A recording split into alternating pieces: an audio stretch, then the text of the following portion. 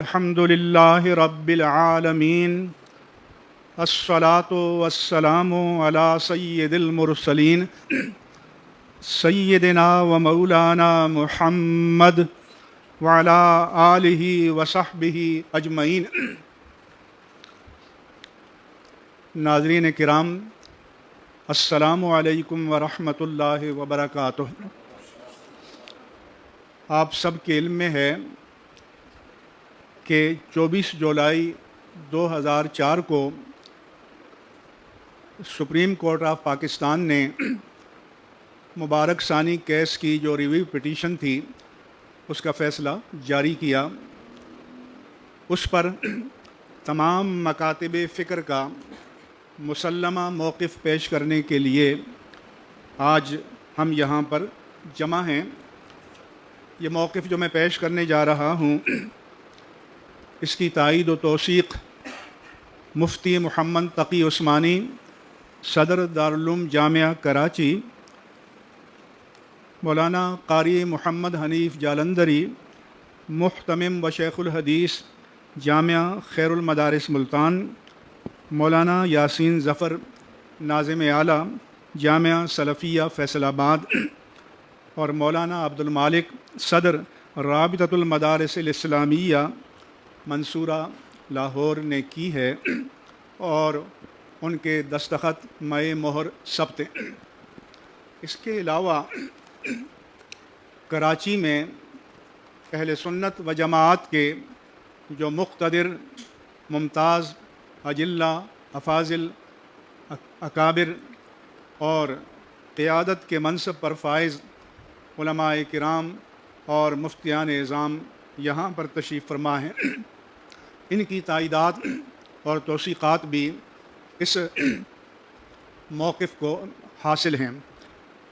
علامہ مفتی محمد الیاس رضوی اشرفی، جو جامعہ ندرۃ العلوم کے مفتی، محتمم اور شیخ الحدیث ہیں۔ علامہ احمد علی سعیدی، جو دارالعلوم جامعہ کراچی کے شیخ الحدیث ہیں۔ علامہ رضوان احمد نقشبندی، جو جامعہ انوار القرآن کے محتمم اور شیخ الحدیث ہیں۔ علامہ سید مظفر شاہ، جو اہل سنت و جماعت کے ممتاز مناظر، خطیب اور محقق ہیں۔ علامہ مفتی عابد مبارک المدنی، جو جامعۃ المصطفی الرضویہ کے محتمم اور شیخ الحدیث ہیں اور تنظیم المساجد پاکستان کے صدر ہیں۔ علامہ ریحان امجد نعمانی، یہ اہل سنت و جماعت کی قدیم اور مرکزی درسگاہ دارالعلوم امجدیہ کراچی کے محتمم ہیں۔ علامہ ندیم اقبال سعیدی، یہ دارالعلوم امجدیہ کے مفتی ہیں۔ علامہ لیاقت حسین اظہری، یہ اہل سنت و جماعت کے ممتاز خطیب ہیں اور جامع مسجد اقصی محمد علی سوسائٹی کے خطیب ہیں اور ایک دینی ادارے کے بانی اور محتمم ہیں۔ علامہ رفیع الرحمن نورانی، یہ جامعہ گلزار مدینہ کے محتمم ہیں۔ علامہ محمد اشرف گورمانی،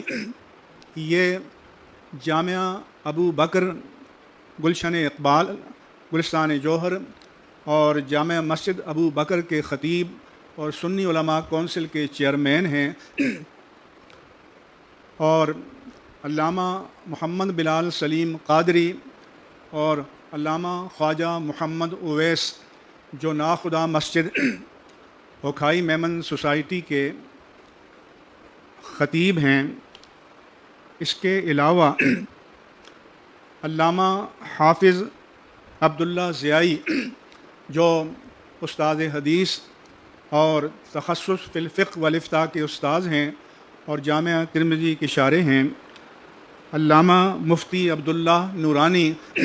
جو تخصص فی الفقہ والافتاء کے استاذ ہیں۔ علامہ قاری عبدالقیوم محمود، جو جامعہ حنفیہ غوثیہ کے محتمم ہیں۔ علامہ صابر حسین نورانی، جو جامعہ انوار القرآن کے ناظم اعلیٰ ہیں۔ اور علامہ احمد ربانی جو جامعہ ضیاء العلوم کے محتمم ہیں، علامہ ریاض حسین اشرفی یہ اہل سنت کے ایک ممتاز ادارے کے محتمم ہیں، اور اس کے علاوہ علامہ آثار اللہ اور علامہ عبدالحسیب، علامہ قاری محمد زمان چشتی، علامہ سید محمد علی شاہ، علامہ عبدالحسیب قادری، مولانا محمد شمیم خان اور دیگر ہمارے ممتاز علماء کرام اور علامہ جمشید ہاشمی بھی موجود ہیں۔ علامہ مفتی احمد علی سعیدی یہ ہمارے دارالعلوم جامعہ نعیمیہ کے شیخ الحدیث ہیں۔ اب میں پاکستان کے تمام مکاتب فکر کا مسلمہ موقف پیش کرنے کی سعادت حاصل کر رہا ہوں، جس کو تمام مکاتب فکر اور ہمارے تمام علماء کی تائید، توثیق اور تصدیق کا شرف حاصل ہے۔ سپریم کورٹ آف پاکستان کا فیصلہ تحفظات، ابہامات، انحرافات اور ان کے ازالے کی حکمت عملی پس منظر chief justice supreme court of Pakistan کی سربراہی میں سرکنی بینچ نے مبارک ثانی پٹیشن نمبر 1054 آف 2023 کا فیصلہ 6 فروری 2024 کو جاری کیا۔ اس پر پاکستان بھر کے دینی حلقوں میں شدید اضطراب پیدا ہوا۔ اس کے نتیجے میں سپریم کورٹ میں نظر ثانی فوجداری پٹیشن نمبر 2 آف 2024 دائر ہوئی، اور اس میں معزز عدالت نے دیگر کے علاوہ مندرجہ ذیل 5 اداروں سے بھی رائے مانگی۔ وہ ادارے یہ ہیں: جامعہ دارالعلوم کراچی، دارالعلوم جامعہ نعیمیہ کراچی، جامعہ سلفیہ فیصل آباد، قرآن اکیڈمی لاہور اور جامعہ امدادیہ فیصل آباد۔ ان اداروں نے مشترکہ موقف تحریری صورت میں اپنی اپنی مہر اور دستخطوں کے ساتھ پیش کیا، اور اسے نظر ثانی کے موقع پر علامہ سید حبیب الحق شاہ کاظمی نے عدالت میں پڑھ کر سنایا، اور تمام مکاتب فکر نے اس کی تائید کی۔ پھر فیصلے کو محفوظ کر لیا گیا تھا تاآں کہ 24 جولائی 2024 کو طویل انتظار کے بعد اس نظر ثانی پٹیشن کا فیصلہ اسی سرکنی بینچ نے سنایا۔ اس میں اگرچہ بعض امور کو تسلیم کر لیا گیا، لیکن فیصلے میں ظلمانہ الفاظ کے استعمال کی وجہ سے مزید ابہامات پیدا ہوئے ہیں، اور ان الفاظ کو کسی بھی طرف پھیرا جا سکتا ہے۔ ہماری رائے میں اس فیصلے میں قادیانیوں کے لیے تبلیغ کی گنجائش پیدا کی گئی ہے۔ الغرض دینی حلقوں کا اضطراب بدستور قائم ہے، اور اگر اس کا ازالہ نہ کیا گیا تو ملک و ملت کے لیے خطرناک ہوگا۔ بعد کو سپریم کورٹ نے ایک وضاحتی بیان جاری کیا۔ اس میں فیصلے سے اختلاف کو فساد سے تعبیر کیا گیا ہے۔ نہایت احترام کے ساتھ گزارش ہے، یہ فساد نہیں بلکہ رد الفساد اور دفع الفساد ہے۔ 3 ججوں کی رائے کروڑوں مسلمانوں کی اجماعی رائے کو فاسد اور باطل قرار نہیں دے سکتی، کیونکہ اس طرف جذباتیت نہیں ہے بلکہ اہل علم کی بہت بڑی تعداد ہے۔ اس میں علماء کے علاوہ آئینی و قانونی ماہرین بھی شامل ہیں۔ عدالت نے نظر ثانی فیصلہ اردو میں لکھا ہے۔ ہم اس کی تحسین کرتے ہیں اور مطالبہ کرتے ہیں قومی زبان کو عدالت کی کارروائی میں رائج کیا جائے۔ یہ آئین کا بھی تقاضا ہے، اور اس کے بارے میں سابق چیف جسٹس جواد اس خواجہ کا فیصلہ بھی موجود ہے۔ ہم نے فیصلے کو جذبات سے ماورا ہو کر ٹھنڈے دل سے پڑھا ہے اور سمجھنے کی کوشش کی ہے، عجلت سے کام نہیں لیا، کیونکہ یہ انتہائی ذمہ دارانہ کام ہے اور اس کا تعلق جملہ اہل ایمان کے عقیدے اور ایمان کے ساتھ ہے۔ اس کو عوام میں پذیرائی یا ریٹنگ کے لیے استعمال کرنا دیانت و امانت اور ایمان کے تقاضوں کے منافی ہے۔ پس گزارش ہے ہمارے موقف کو خالی الذہن ہو کر پڑھا اور سمجھا جائے۔ اگر یہ سوال کیا جائے مبارک ثانی کیس میں نظر ثانی پٹیشن کا مرحلہ بھی ختم ہو گیا ہے، لہذا یہ فیصلہ حتمی ہے اور اب اس میں رد و بدل نہیں ہو سکتا۔ اس کی بابت ہماری گزارش ہے، دستور پاکستان کا آرٹیکل 188 سپریم کورٹ کو اپنے کسی فیصلے یا حکم نامے پر نظر ثانی کا اختیار دیتا ہے۔ چنانچہ دستور پاکستان کے آرٹیکل 188 میں ہے، The Supreme Court shall have power subject to the provisions of any act of Majlis Shura Parliament and of any rules made by the Supreme Court to review any judgment pronounced or any order made by it۔ یعنی supreme court کو یہ حق حاصل رہے گا کہ وہ مجلس شورا پارلیمنٹ کے منظور کردہ کسی ایکٹ اور خود عدالت عظمیٰ کے وضع کردہ کسی قاعدے کے تحت اپنے اعلان کردہ کسی فیصلے یا حکم پر نظر ثانی کر سکتی ہے۔ اس اصول کی روشنی میں سپریم کورٹ پر لازم ہے اپنے نظر ثانی شدہ فیصلے میں از خود ترمیم کر کے مسلمانوں کے حقیقی خدشات کا ازالہ کرے یا مقدمے کے سارے فریقوں کو دعوت دے کہ ان کے نزدیک فیصلے میں کوئی سقم ہے یا صرف نظر یا غلطی ہوئی ہے تو اس کی نشاندہی کریں۔ اگر وہ حقائق و شواہد کی روشنی میں درست ہوئے تو ان کا ازالہ کر دیا جائے گا۔ اس کے علاوہ یہ فیصلہ قومی اسمبلی میں بھی زیر بحث آ گیا ہے اور اسپیکر نے اسے کمیٹی کے سپرد کر دیا ہے، لہذا اس فیصلے کے پیراگراف 42 کو پارلیمنٹ کے ذریعے ختم کرنے کا طریقہ یہ ہے، مجموعہ تعزیرات پاکستان کی دفعہ 298C کے شروع میں ترمیمی بل کے ذریعے ان الفاظ کا اضافہ کر دیا جائے، notwithstanding any judgment of any court, یعنی کسی بھی عدالت کا کوئی بھی فیصلہ اس دفعہ پر اثر انداز نہیں ہو سکے گا۔ نیز 298C میں بائی ویزیبل ریپرزنٹیشن کے بعد اور ان اینی مینر سے پہلے ویدر پبلکلی اور پرائیویٹلی کا اضافہ کر دیا جائے۔ اس صورت میں فیصلے کا سب سے زیادہ قابل اعتراض حصہ خود بخود بے اثر ہو جائے گا۔ مسلمہ اصول ہے، کسی بھی ملک کا شہری اس ملک کے آئین و قانون کا پابند ہے اور اسے آئین و قانون سے انحراف کا حق حاصل نہیں ہے، خواہ وہ پیدائشی شہری ہو یا اس نے بعد کو اپنے اختیار سے اس ملک کی شہریت اختیار کی ہو، جسے انگریزی میں نیچرل سٹیزنشپ کہا جاتا ہے۔ اس اصول کے تحت قادیانی اس امر کے پابند ہیں کہ آئین پاکستان کو من و عن تسلیم کرتے ہوئے اپنی آئینی حیثیت کو تسلیم کریں، اپنے آپ کو غیر مسلم قرار دیں اور کسی بھی تعویل و توجیہ کے تحت اپنے مسلمان ہونے کا دعویٰ نہ کریں۔ نہایت احترام کے ساتھ گزارش ہے، معزز عدالت نے قادیانیوں کو نہ اس امر کا پابند بنایا اور نہ ان کو یہ تنبیہ کی کہ ان کا اپنے آپ کو مسلمان قرار دینے کا ادعا یعنی کلیم آئین سے انحراف اور بغاوت ہے، اور اس کی سزا خود آئین میں موجود ہے۔ اگر عدالت اپنا یہ آئینی، قانونی اور دینی فریضہ انجام دیتی تو قادیانیوں کے لیے دجل و فریب کے سارے راستے اور امکانات مسدود ہو جاتے۔ اس کے بغیر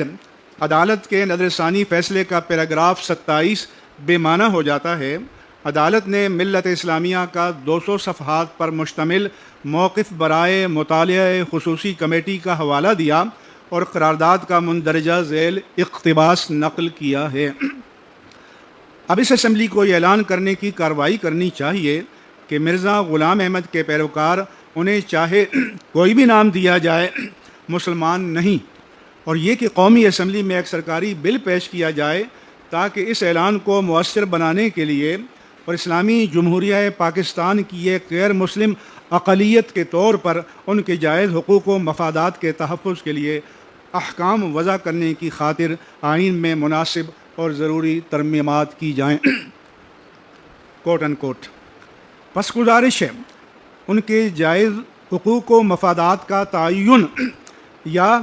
اس کی بابت قانون سازی تو تب ہو سکتی ہے جب اپنی آئینی حیثیت کو تسلیم کریں، اپنے آپ کو غیر مسلم کی حیثیت سے رجسٹرڈ کرائیں تو وہ قومی اسمبلی میں قادیانیوں کے لیے مختص اقلیتی نشست کے حقدار بھی بن سکتے ہیں۔ لیکن آج تک قادیانیوں نے اپنی آئینی حیثیت کو تسلیم ہی نہیں کیا، پس جو شہری کسی ملک کے آئین کو تسلیم نہ کریں تو وہ اس ملک میں جائز حقوق و مفادات کے حقدار نہیں بنتے۔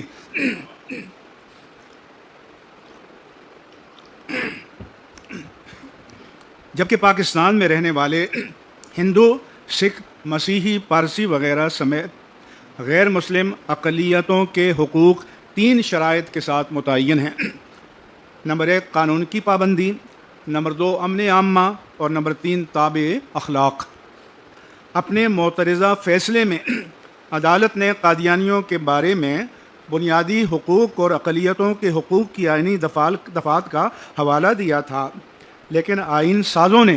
اپنی اجتماعی دانش کے مطابق ان پر قانون کی پابندی، امن عامہ اور تابع اخلاق ہونے کی جو بندش عائد کی تھی اسے عدالت نے حذف کر دیا تھا،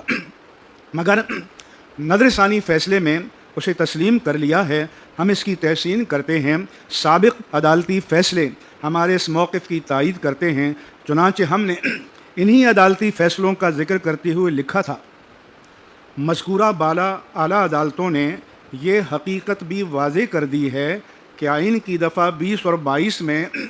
غیر مسلموں کو جو مذہبی آزادی دی گئی ہے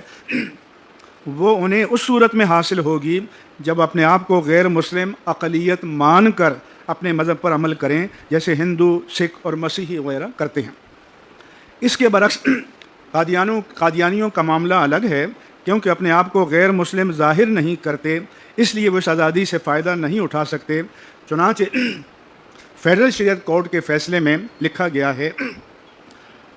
but this can be allowed if the non Muslims preach as non-Muslims and not by passing off as Muslims. PLD 1985 FSC 117 quote unquote۔ عدالت خود تسلیم کر چکی ہے، فاضل وفاقی شرعی عدالت کے فیصلے کا اتباع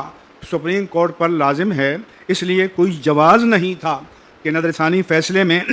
کوئی بات کہتے وقت اس کو پیش نظر نہ رکھا جاتا، لہذا نظر ثانی فیصلے کے پیراگراف 42 میں سرسری طور پر یہ بات کہی گئی ہے۔ آئین و قانونی دفعات اور عدالتی نظائر کی اس تفصیل سے ثابت ہوا کہ احمدیوں کے دونوں گروہوں کو غیر مسلم قرار دینے کے بعد انہیں آئین اور قانون کے مطابق اپنے مذہب پر عمل پیرا ہونے اور اس کے اظہار اور اس کی تبلیغ کا حق اس شرط کے ساتھ حاصل ہے کہ وہ عوامی سطح پر مسلمانوں کی دینی اصطلاحات استعمال نہیں کریں گے، نہ عوامی سطح پر خود کو مسلمان کے طور پر پیش کریں گے، تاہم اپنے گھروں، عبادت گاہوں اور اپنے نجی مخصوص اداروں کے اندر انہیں قانون کے تحت مقررہ معقول قیود کے اندر گھر کی خلوت کا حق حاصل ہے۔ مندرجہ بالا پیراگراف کے خط کشیدہ الفاظ، اس کی تبلیغ کا حق، نجی مخصوص اداروں، معقول قیود کے اندر گھر کی خلوت، یہ الفاظ دفعہ 298C کے ان الفاظ سے کلی طور پر متصادم ہیں جن میں صراحت کے ساتھ کہا گیا ہے Any person of the Qadiani group or the Lahori group who directly or indirectly or preaches or propagates his faith as Islam or invites others to accept his faith۔ عدالت نے خود اس کا ترجمہ یہ کیا ہے، قادیانی گروپ یا لاہوری گروپ کا کوئی شخص جو بالواسطہ یا بلا واسطہ اپنے مذہب کی تبلیغ یا پرچار کرے یا دوسروں کو اپنا مذہب قبول کرنے کی دعوت دے، اس میں تبلیغ کی 2 صورتیں پریچز اور پراپاگیٹس، یعنی دوسروں کو اپنا مذہب قبول کرنے کی دعوت دے، الگ الگ ذکر کر کے دونوں کو قابل سزا قرار دیا گیا ہے۔ اسی طرح نجی مخصوص اداروں کا جو لفظ نظر ثانی فیصلے میں ذکر کیا گیا ہے اور کہا گیا ہے، ان میں انہیں گھر کی خلوت کا حق حاصل ہے، یہ بھی مذکورہ دفعہ کے خلاف ہے، اس لیے کہ ادارہ کوئی نجی گھر نہیں ہوتا۔ ظہیر الدین بنام ریاست مقدمے میں جسٹس سلیم اختر کے اضافی نوٹ میں کہا گیا ہے The above restrictions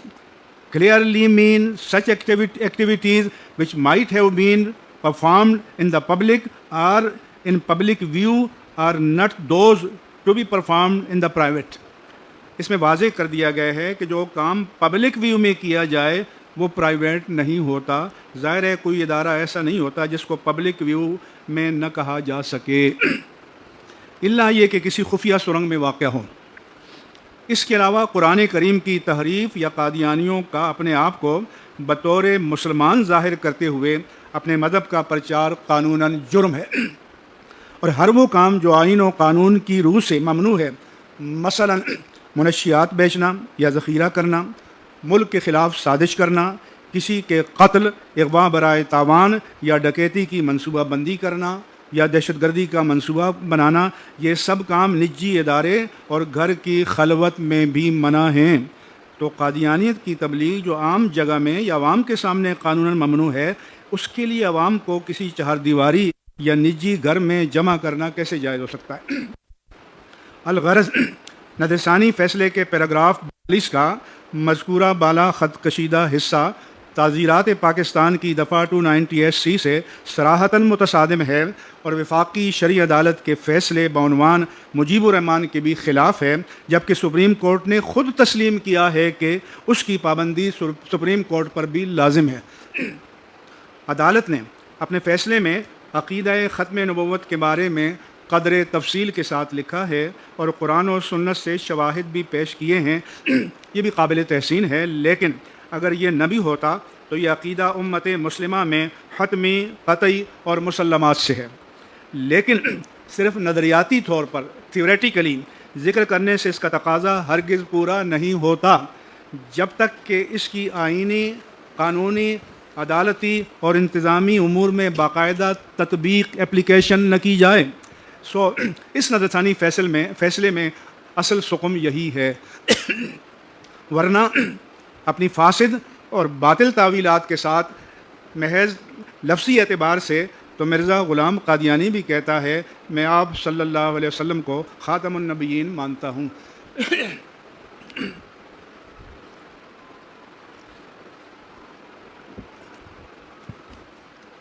عدالت نے معترضہ فیصلے کے بارے میں جن حلقوں سے آراء طلب کی تھیں، ان کا حق تھا کہ نظرثانی فیصلے میں ان کے اٹھائے گئے اعتراضات کا جواب دیا جاتا، کیونکہ فیصلے کے مدلل ہونے کے لیے یہ ضروری بھی تھا. لیکن اس بارے میں فیصلے میں تشنگی ہے، بلکہ ان نکات سے تعارض نہ کرنے کے سبب اس فیصلے میں مندرجہ ذیل امور سخت قابل اعتراض ہیں. نمبر 1، معترضہ فیصلے میں اس بات پر سب کا اتفاق تھا جو آیات کریمہ اس فیصلے میں درج کی گئی تھیں وہ زیر نظر مقدمے سے قطعی طور پر غیر متعلق تھیں، بلکہ جس سیاق و سباق میں پیش کی گئی تھیں ان سے غلط فہمی پیدا ہو سکتی تھی. نظر ثانی فیصلے میں اس بات کا کوئی جواب نہیں دیا گیا، بلکہ اسلامی نظریاتی کونسل کے بارے میں یہ تبصرہ فرمایا دین کے معاملے میں جبر کی ممانعت کو تو تسلیم کیا، مگر نہایت احترام سے گزارش ہے کہ اسے اس حد تک محدود کر دیا کہ کسی کو اس کی مرضی کے بغیر اسلام قبول کرنے پر مجبور نہ کیا جائے. اس کا مطلب یہ ہے کہ فاضل جج کی نظر میں آیت کریمہ کا حکم صرف اس حد تک محدود نہیں ہے، بلکہ اس کے مفہوم میں کچھ اور باتیں بھی شامل ہیں. لیکن یہ واضح نہیں کیا گیا کہ وہ اور باتیں کون سی ہیں جو اس آیت کریمہ کے تحت جبر و اکراه میں داخل ہیں، اور اگر داخل ہیں تو کس دلیل سے، جبکہ آیت اور اس کا سیاق کانٹیکسٹ بتا رہا ہے کہ اس سے مراد یہی ہے کہ کسی پر اسلام قبول کرنے کے لیے زبردستی نہ کی جائے. مکمل آیت یہ ہے لا اکراہ فی الدین قد تبین الرشد من الغی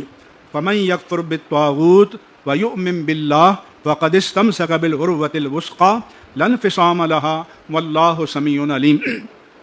دین قبول کرنے میں کوئی جبر نہیں ہے، بے شک ہدایت گمراہی سے خوب واضح ہو چکی ہے. سو جو شخص طاغوت کا انکار کرے اور اللہ پر ایمان لائے اس نے ایسا مضبوط دستہ پکڑ لیا جو کبھی ٹوٹنے والا نہیں ہے، اور اللہ خوب سننے والا بہت جاننے والا ہے. یہ آیت اپنے مفہوم پر اتنی واضح ہے کہ اس کی مزید تشریح کی ضرورت نہیں ہے. اس کے علاوہ ہم نے عدالت کے نوٹس کے جواب میں یہ بھی عرض کیا تھا جبر کے اس مفہوم کو سورہ یونس 99 میں مزید واضح فرما دیا گیا. ارشاد ہوا افانت تکرہ الناس حتی یکونوا مؤمنون، اے رسول مکرم کیا آپ لوگوں کو مجبور کریں گے کہ وہ ایمان لے آئیں؟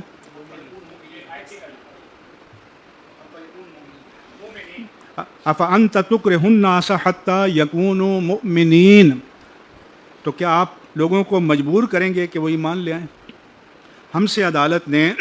اس مقدمے پر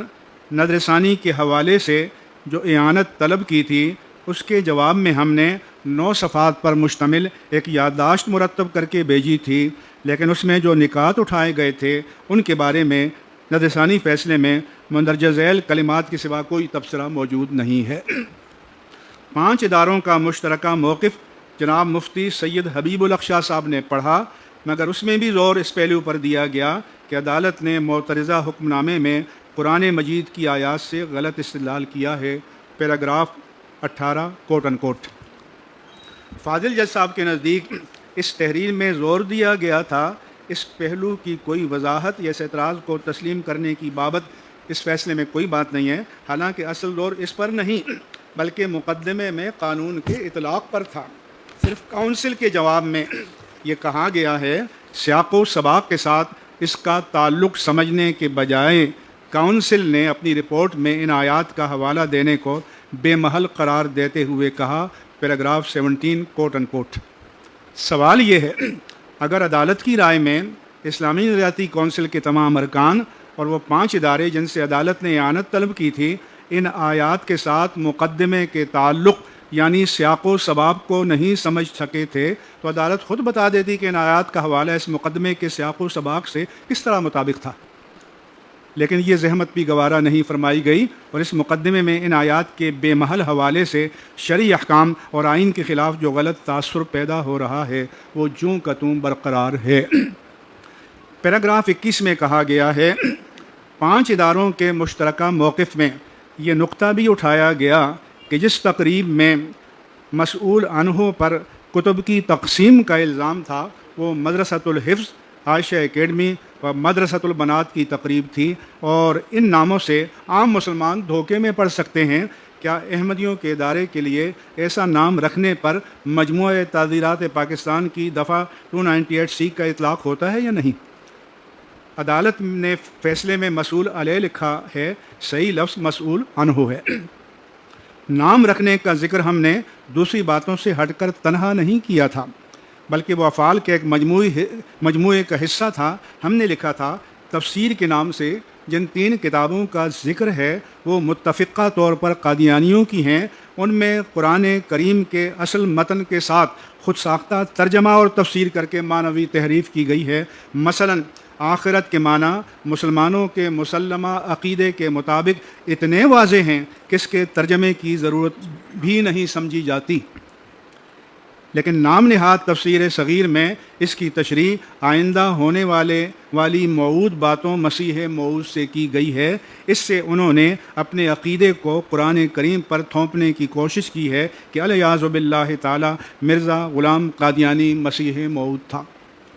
نوٹ: اگر سپریم کورٹ کے فاضل جج صاحبان اور ان کے معاون عملے کے پاس وقت نہیں ہے تو ہم تفسیر صغیر میں مزید معنوی تحریفات کی نشاندہی کر سکتے ہیں۔ یہاں اصل مسئلہ یہ تھا، ان تحریف شدہ نام نہاد تفسیروں اور ترجموں کو پڑھانا دفعہ 298C میں بیان کردہ جرائم خاص طور پر خط کشیدہ جملوں کے تحت داخل ہیں یا نہیں۔ شکایت کنندہ کے نزدیک یہ اعمال دفعہ 298C کے تحت آتے ہیں، کیونکہ قرآن کریم کے عربی متن کے ساتھ تحریف شدہ ترجمہ اور منمانی تفسیر دوسروں کو پڑھانا اور اس کے لیے مدرسۃ الحفظ کے نام سے مدرسہ قائم کرنا اور اپنے آپ کو مسلمان ظاہر کرنے اور قادیانی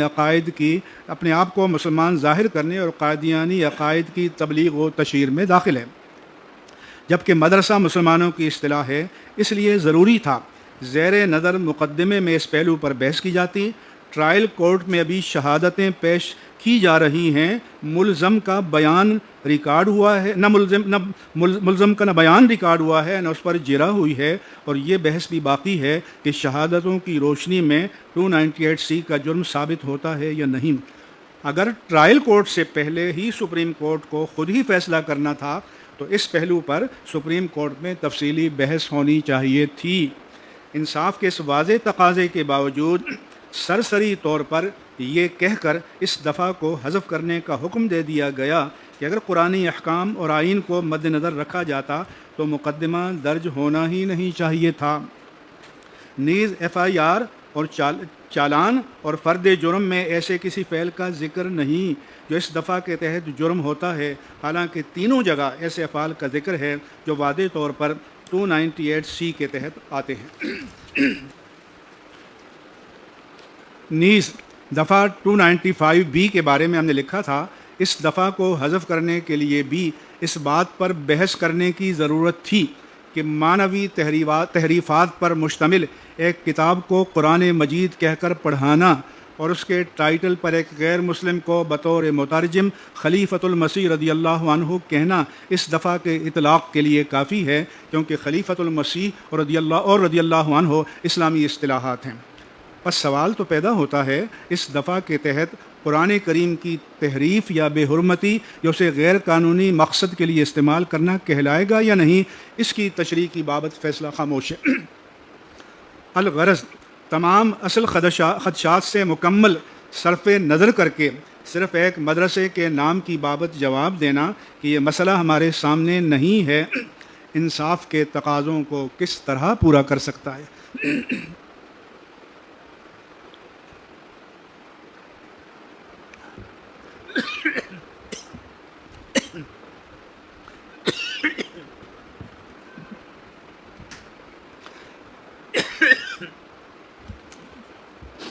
فیصلے میں کہا گیا ہے، ہم نے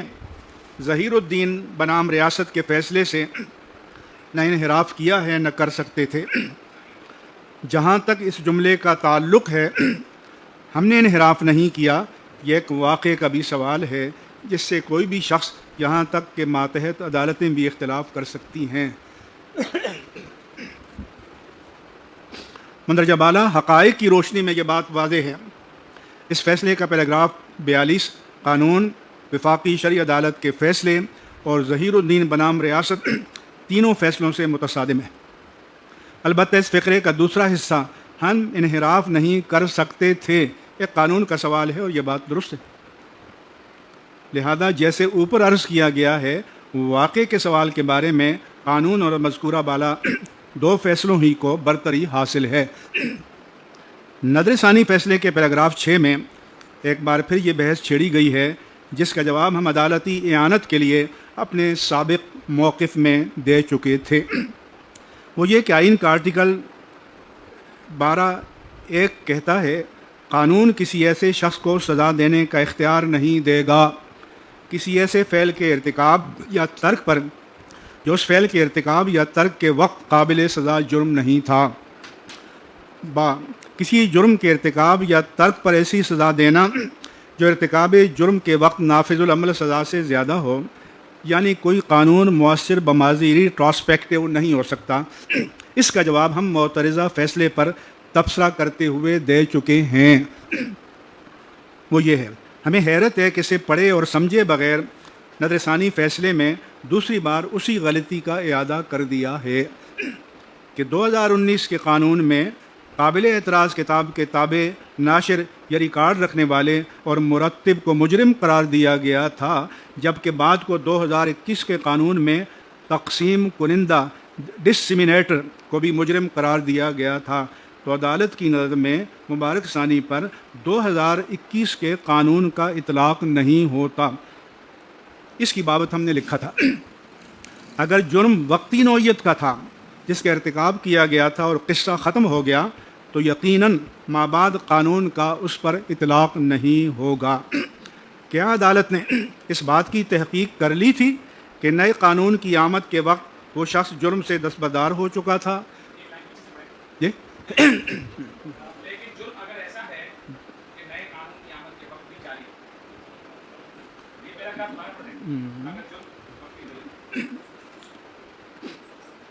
اگر اگر جرم وقتی نوعیت کا تھا جس کا ارتکاب کیا گیا اور قصہ ختم ہو گیا تو یقیناً مابعد قانون کا اس پر اطلاق نہیں ہوگا۔ لیکن اگر ایسا ہے کہ نئے قانون کی آمد کے وقت بھی وہ جرم جاری ہے تو یقیناً مابعد قانون کا بھی اس پر اطلاق ہوگا۔ کیا عدالت نے اس بات کی تحقیق کر لی تھی کہ نئے قانون کی آمد کے وقت وہ شخص جرم سے دستبردار ہو چکا تھا یا اس کتاب کی تقسیم روک دی گئی یہ کام اپیلٹ کورٹ کا نہیں بلکہ ٹرائل کورٹ کا ہے، اور ٹرائل کورٹ میں تو ابھی مجرم کا بیان ریکارڈ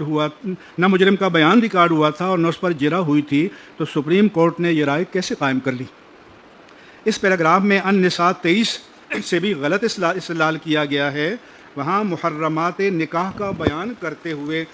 کہا گیا ہے ماضی یعنی زمانہ جاہلیت میں جو ہو چکا سو ہو چکا، ان سے ہونے والی اولاد صحیح نسب قرار پائے گی، لیکن حرمت نکاح کی آیت نازل ہوتے وقت اگر کسی کے نکاح میں بدستور صلبی بیٹے کی مطلقہ بیوی یا بیک وقت 2 بہنیں نکاح میں ہیں تو صلبی بیٹے کی مطلقہ بیوی اور اس شخص میں فوراً تفریق کر دی جائے گی اور 2 بہنوں میں سے ایک کو چھوڑنا ہوگا۔ الغرض محرمات سے سابق نکاح بدستور قائم ہے تو حرمت نکاح کے اس قرآنی حکم کا لازماً اس پر بھی اطلاق ہوگا۔ آخر میں ہم بصد ادب علماء کرام اور خطباء اعظام سے گزارش کرتے ہیں، ختم نبوت اسلام کا ایک بنیادی عقیدہ ہے، اس پر ایمان لائے بغیر کوئی شخص بھی مسلمان نہیں ہو سکتا، لہٰذا عدالتی فیصلے پر گفتگو کرتے ہوئے ہمیں متانت، وقار اور اسلامی اخلاقیات کا پاس رکھنا چاہیے۔ تہذیب سے گری ہوئی گفتگو اور گالی گلوچ سے حاملین دین کے بارے میں منفی تاثر پیدا ہوتا ہے اور یہ ہمارے عظیم ترین مقصد کے لیے نقصان دہ ہے۔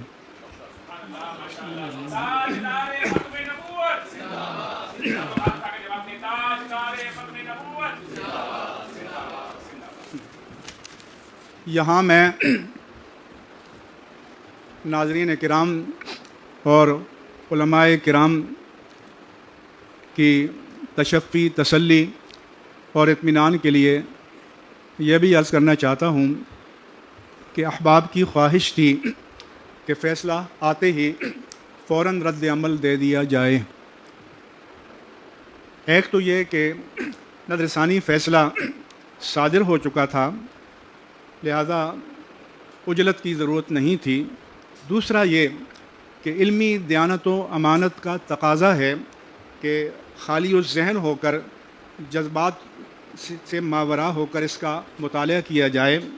اور اس کے بعد شرح صدر کے ساتھ اس پر تفصیلی تبصرہ کیا جائے۔ الحمدللہ علی احسانہ، جو تبصرے پہلے آ چکے ہیں ان کا آپ مطالعہ کر سکتے ہیں۔ جس جامعیت کے ساتھ اور دلائل کے ساتھ ہم نے بات کی ہے، اتنی جامعیت آپ کو کہیں اور نہیں ملے گی، اور یہ احتیاط ہمارے دینی منصب کا تقاضا تھا اور اس تقاضے کو پورا کرنا لازمی تھا۔ اس لیے تاخیر کی بنا پر جن حضرات کو تھوڑا سا تردد ہوا اور بے چینی رہی، ان سے معذرت خواہ ہیں۔ دوسرا یہ کہ سپریم کورٹ کا فیصلہ یہ ہے جو 27 صفحات پر مشتمل ہے، اور اسے ہم نے کم از کم 27 دفعہ پڑھا ہے، اور تاکہ کوئی یہ نہ کہے کہ سمجھے بغیر تبصرہ کر دیا گیا۔